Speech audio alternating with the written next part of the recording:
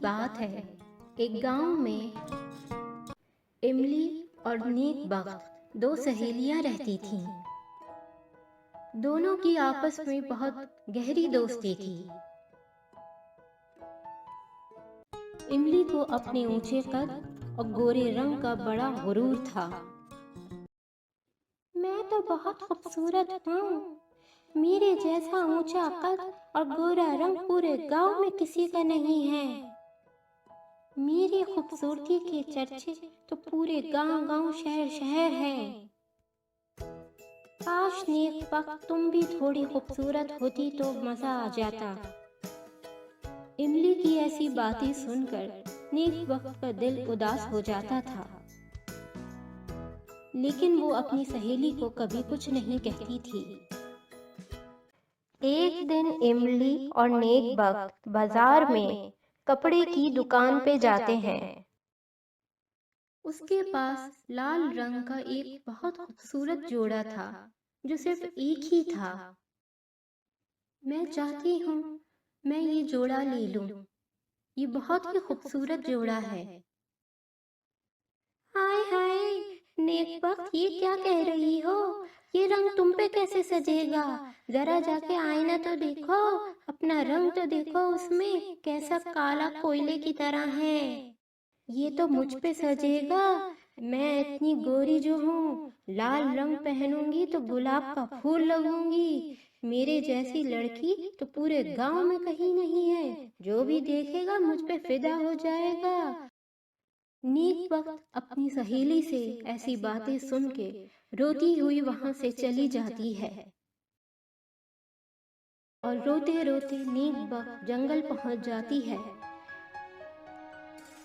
نیک بخت کو روتا دیکھ کر وہاں ایک پری آ جاتی ہے۔ کیا ہوا نیک بخت، کیوں روتی ہو؟ کون ہے آپ، اور آپ کو میرا نام کیسے معلوم ہے؟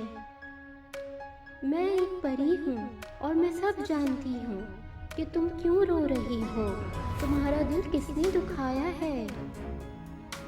پری اپنے جادو سے نیک بخت کو بہت خوبصورت کر دیتی ہے۔ نیک بخت اپنا یہ روپ دیکھ کر بہت خوش ہو جاتی ہے۔ میں تمہارے ساتھ اب رہوں گی جب تک کہ میں اس املی کو سبق نہیں سکھا دیتی۔ اگر آپ کو کسی نے دیکھ لیا تو وہ کیا کہے گا؟ تم فکر نہ کرو نیک بخت، میں تمہارے علاوہ کسی کو نظر نہیں آؤں گی۔ نیک بخت اپنے گھر واپس آ جاتی ہے تو سب اس کو دیکھ کے حیران ہو جاتے ہیں۔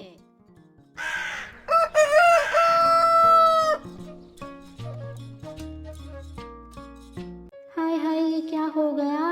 یہ کیسے اتنی اچانک سے خوبصورت ہو گئی نیک بخت؟ اب بتا بھی نہیں رہی ہے کچھ کہ کیسے ہو گئی۔ املی آئینہ دیکھتے ہوئے یہ ساری باتیں کر رہی ہوتی ہے تو اسی وقت پری اپنے جادو سے املی کو بہت بدصورت بنا دیتی ہے۔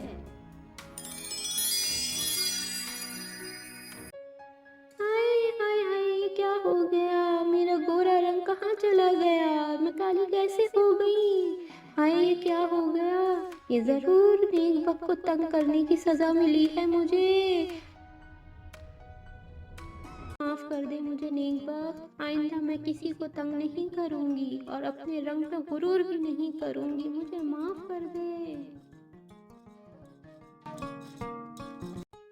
املی کو جب اپنی غلطی کا احساس ہو جاتا ہے تو نیک بخت بھی اس کو معاف کر دیتی ہے اور پری سے کہتی ہے کہ نیک بخت کو پہلے کی طرح ہی کر دے۔